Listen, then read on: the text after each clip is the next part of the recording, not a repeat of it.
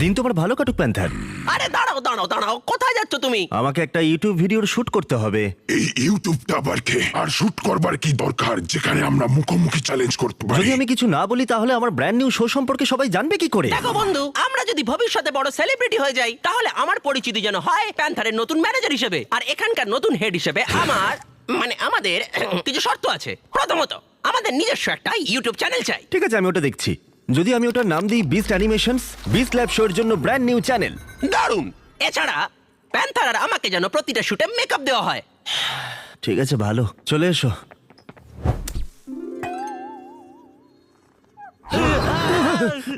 এই দেখে সাবধানে।